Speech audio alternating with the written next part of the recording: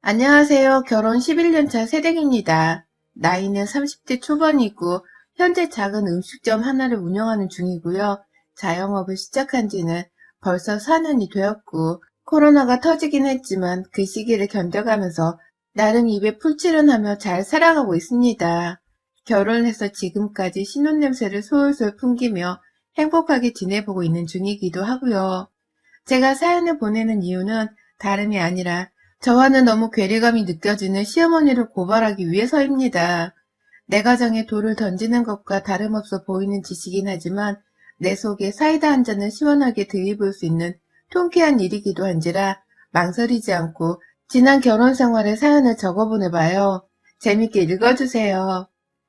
저희 시부모님은 제가 결혼하기 전부터 저에게 같은 직종에서 일을 하고 있다면서 무지하게 반가워하셨어요. 시부모님께서도 작은 음식점을 운영하고 계셨거든요.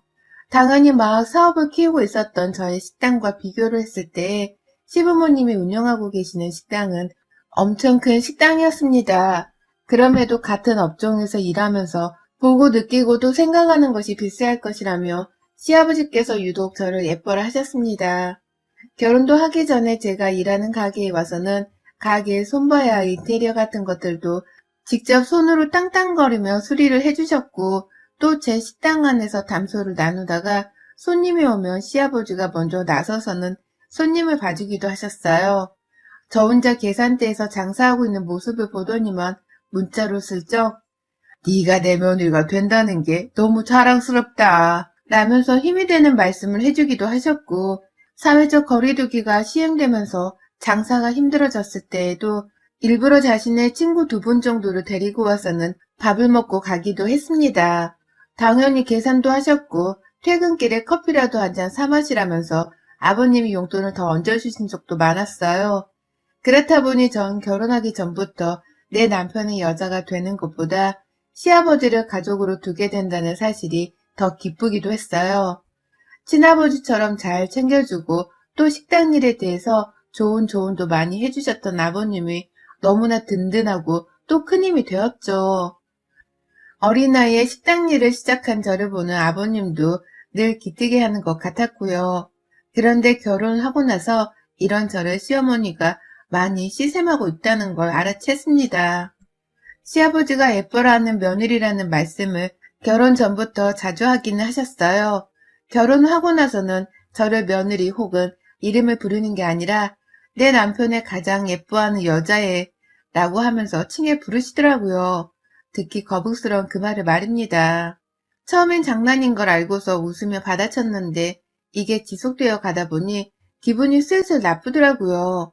시아버지한테 예쁨 받는 며느리는 며느리인데 왜 하필 여자애라고 칭하시나 싶어서 말이죠.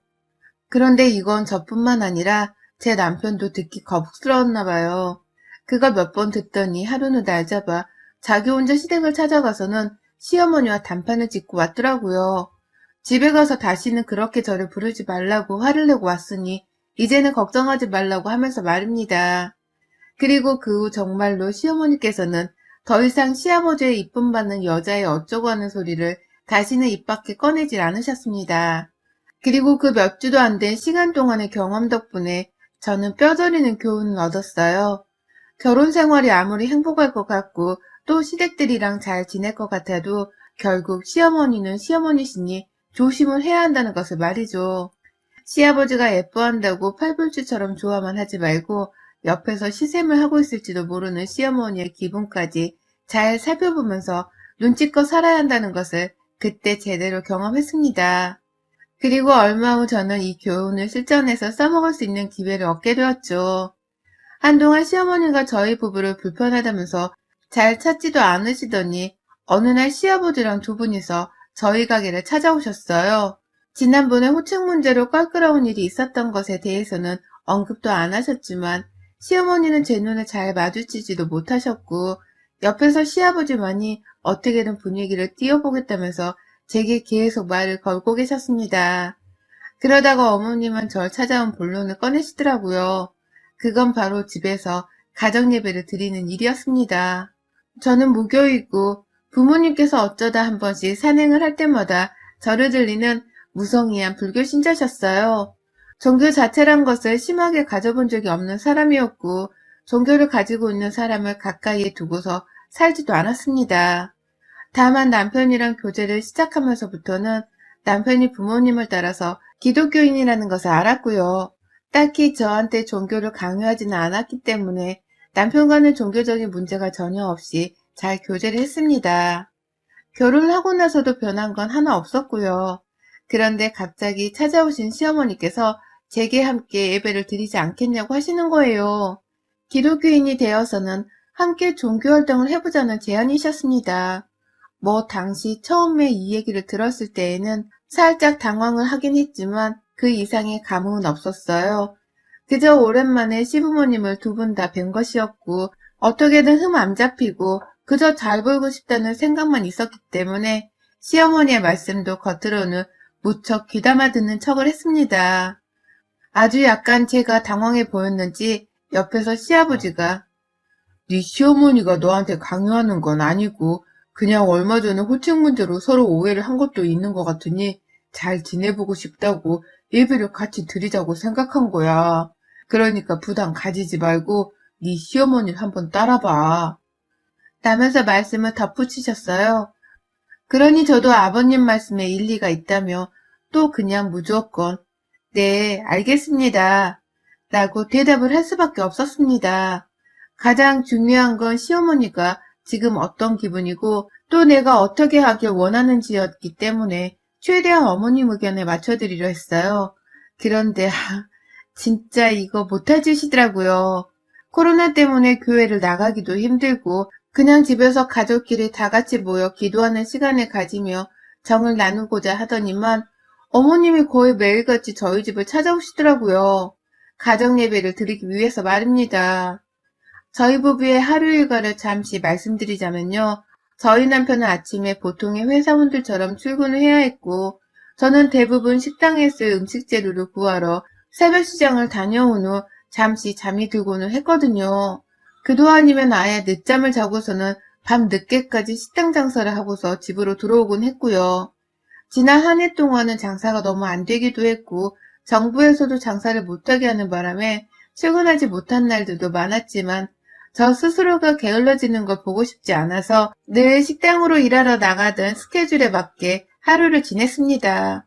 식당에 못 나가는 대신 집에서 요리 유튜브를 해보면서 식당 홍보에 열을 올리기도 했었고요. 그렇게 나름 바쁘게 각자의 스케줄을 따라서 살고 있었습니다. 가정예배를 얘기하시던 시어머니께서 그 예배를 드리는 장소로 저희 집을 고르셨더라고요. 일방적으로 말입니다. 우리 집에서 예배를 드렸으면 좋겠다는 상의 한마디 없이 오늘 예배는 너네 집에서 지내자. 아침 예배 괜찮지? 라며 새벽 일찍 전화를 하기도 하셨고요. 아침에 오는 걸로 끝이 아니라 저녁 예배까지 하루에 2번을 가정 예배를 드린다고 저희 집을 찾아오신 적도 수두룩했습니다. 처음에는 이게 뭔 일인가 싶어서 눈을 비비며 일어나 시부모님을 따라 가정 예배를 드리기도 했고요. 저녁에 가게에서 일을 하다 말고 집에 와 계시다는 어머님의 연락을 받고서 불이 났게 뛰쳐간 적도 있었어요. 그 가정 예배를 같이 드리기 위해서 말입니다. 무슨 예배를 오래 하는 것도 아닌데 아침 저녁으로 이렇게 시간을 나눠서 칼같이 하시는가 싶어 처음엔 너무 힘들었어요. 그 스케줄을 맞춰드리는 것도 힘들었고 가게 장사를 내버려 둔 채 집으로 뛰어오는 것도 너무 스트레스였죠. 그리고 무엇보다 저에게 열심히 예배를 드려야지만 복이 생기고 축복이 더해진다고 하면서 지나칠 정도로 독실한 신앙심을 요구하시는 게 너무 부담스러웠습니다. 그런 저를 보는 시어머님의 표정이 늘 진심이었고 또 진지했는지라 제가 도무지 그 눈빛과 손을 뿌리칠 수가 없었네요. 뭔 말을 하시던지 내내 하면서 받들고 어머님이 기도하라는 대로 기도를 하고 눈 감으라고 하면 눈을 감으면서 정말 하라는 대로 다 하며 살았어요.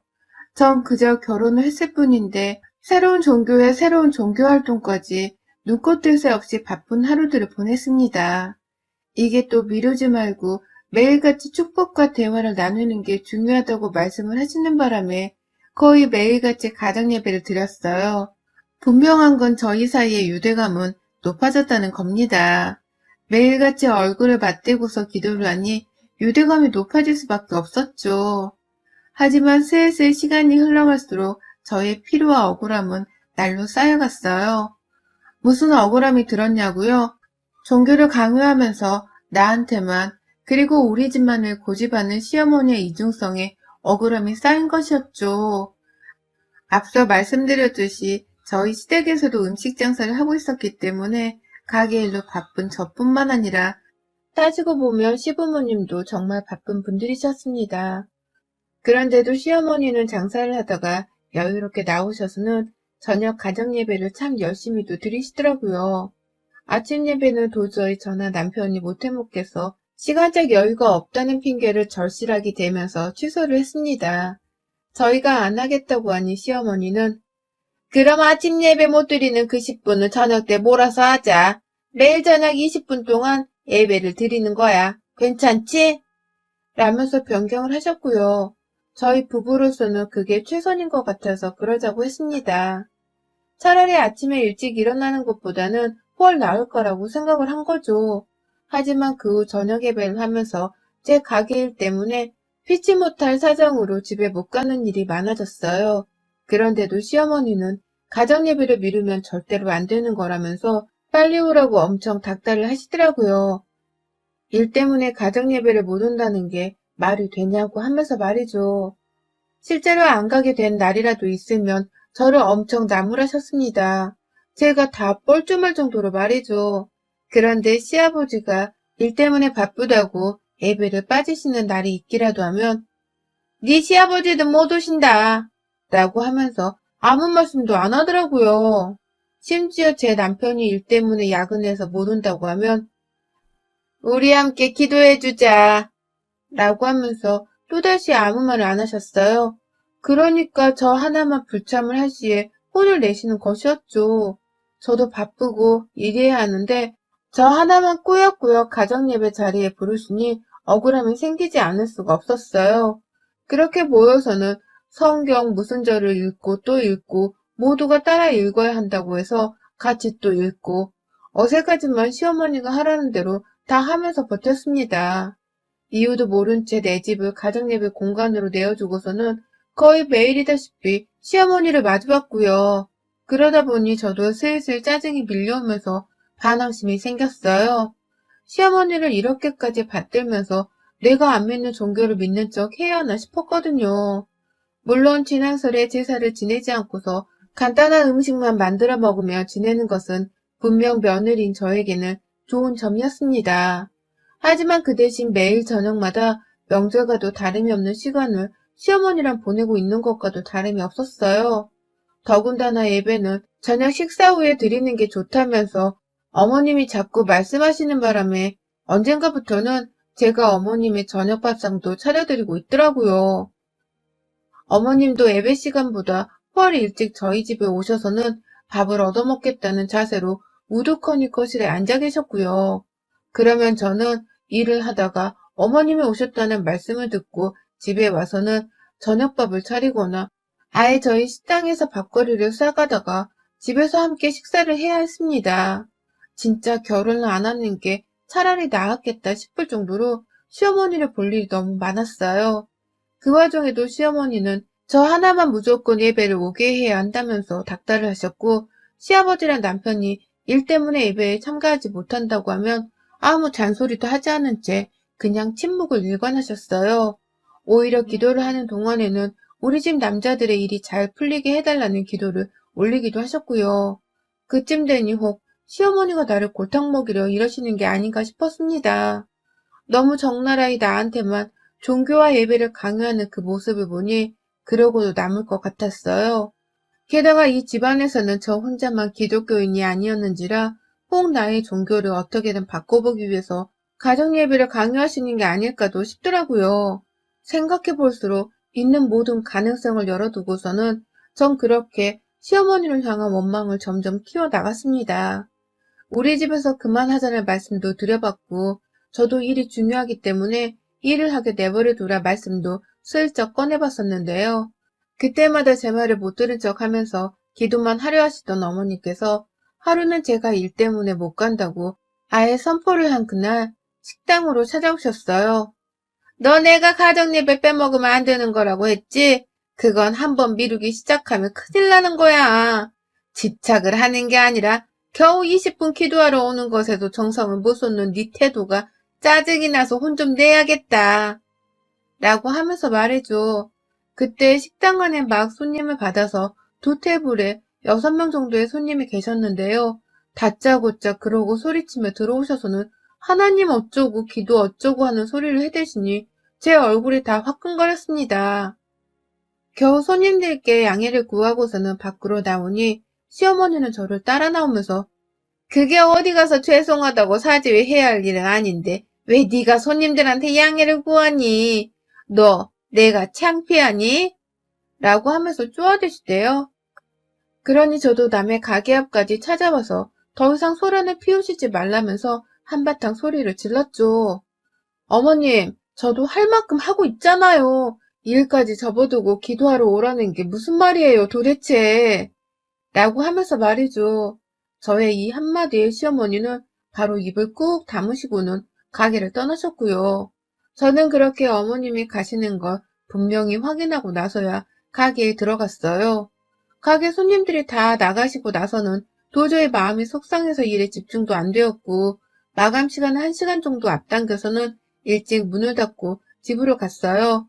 그런데 아이고, 잠시 핸드폰이 방전으로 꺼져 있었는데 집에 가서 충전을 하려고 보니 시어머니가 여태 저희 집에 계시대요. 남편은 옆에서 내 문자 안 봤어? 라면서 난처하다는 듯 절 보고 있었고요. 글쎄 시어머니가 저랑 그렇게 식당 앞에서 헤어지고 난 후 집으로 와서는 여태 가시지도 않고 제 욕을 한 사발 하셨나 보더라고요. 뒤늦게야 퇴근하고 온 남편은 제가 와봤자 싸움만 일겠다 싶어서 웬만하면 집에 늦게 오라는 문자를 보냈던 것인데 하필 제 핸드폰이 방전이 된 바람에 제가 그걸 확인하지 못했습니다. 이게 무슨 타이밍인가 싶기도 하고 여태 저한테 미안한 마음보다 화난 마음이 더 들어서는 씩씩대고 있는 시어머니의 꼴이 우스워 보이기도 했습니다. 속에서 천불이 일어나는 기분이 들길래 아, 그만 좀 하시지 라면서 저도 모르게 혼잣말을 내뱉어 버렸어요. 그러자 그 순간 저는 제 집안에서 악마를 보았습니다. 그렇게 감사, 용서, 그리고 사랑을 외치시더니만 시어머니는 다짜고짜 저에게 달려와 제 뺨을 내리치시대요. 너 내가 기도 똑바로 하고 살자고 누누이 말했잖아. 가정예배라는 게 그렇게 네 멋대로 빼먹으면서 하는 게 아니라고 내가 말했잖아. 왜 못 알아들어? 라고 하시는데 뺨을 맞은 채로 남편과 눈이 마주쳤다가 눈물이 반쯤 눈에 고였어요. 내가 왜 힘들게 일하고 와서는 시어머니께 뺨이나 맞을 만큼 욕을 얻어먹어야 하나 싶기도 해서 말이죠. 그러자 남편은 아니 나도 못 갔고 아빠도 일한다고 못 갔는데 왜 이 사람한테만 그래? 일하다가 기도한다고 중간에 올 순 없잖아. 그러면 예배 시간을 한참 후로 좀 늦추기라도 하던가. 라면서 시어머니를 나무랐는데요. 저로서는 남편의 그 말 한마디도 너무 짜증이 났습니다. 기도 시간을 늦추고 말고가 문제가 아니라 왜 이걸 며느리 나한테만 죽어라 참여를 하라고 강요를 하는 건지 짜증이 났어요. 그러니 저도 그 당시 시어머니가 들고 계시던 성경책을 빼앗아 들어서는 보란듯이 시어머니의 발등위로 던져버리고 말았어요. 할 거면 혼자 하시라고요. 시아버지도 남편도 다 잘만 빼먹는구만. 왜 나는 자꾸 안 된다고 하는 건데 왜 자꾸 나한테만 강요를 하냐고. 라면서 던진 성경책을 한 번 더 던져주겠다면서 떨어진 책을 주우러 다가가니 시어머니는 어디에 손대를 하냐면서 그 책을 받자마자 자기 등 뒤로 숨기시고 아휴 정말 짜증이 치솟다 못해 말도 못할 지경이었어요. 그러고는 바로 시아버지한테 전화를 드렸죠. 아버님, 저 아버님한테도 너무 실망스러워요. 저 가게 일하는 거 누구보다 자랑스러워하고 또 기특하게 바라봐 주셨으면서 왜 어머님이 자꾸만 저 가게 운영하는 거 방해하시고 가정예배를 드리라고 강요하시는 걸 말리지도 않으세요? 저는 한번 빼먹기라도 하면 오만 욕은 다 얻어먹는데 아버님은 가게 보신다고 마음대로 불참도 하시고 아버님 저한테 뭐 화난 거 있으세요? 라고 하면서 일부러 시어머니가 아닌 시아버지한테 전화를 해서는 보란듯이 하소연을 했습니다. 나를 그래도 더 아껴주고 예뻐라 해주며 이해를 해주시는 분이셨기 때문에 아버님만큼은 제 얘기를 더 이성적으로 들어주실 거라 생각을 했습니다. 시어머니는 미친 사람처럼 제 말을 절대로 들어주지 않을 거란 확신이 있었고요. 그런데 참 시아버지의 대답이 놀라웠어요. 시아버지는 가정예배를 드리고 있다는 건 잘 알았지만 시어머니가 저한테 강요를 하다시피 매일 나오게 하고 있는 줄은 전혀 모르셨더라고요. 아예 알지도 못하시고서는 근데 아직도 니들 가정예배를 드리고 있었냐? 난 하다가 흐지부지 돼서 더 이상 안 하고 있는 줄 알았는데 라고 하시더라고요. 그제서야 저도 재차 확인을 했습니다. 시어머니가 정말 나 하나한테만 가정예배를 강요하면서 일부러 나를 못살게 굴기 위해서 종교적 활동에 대한 강요를 해오셨다는 것을 말이죠. 애초에 이렇게 저를 스트레스 받게 하기 위해서 가정예배를 해보자는 말도 꺼낸 것이었고, 그래서 시아버지랑 남편이 불참을 한다고 했을 때에도 아무 말을 하지 않고 침묵으로만 모른 척 하셨던 것이더라고요. 다 저 하나를 괴롭히고 더 골탕 먹이기 위해서 말입니다.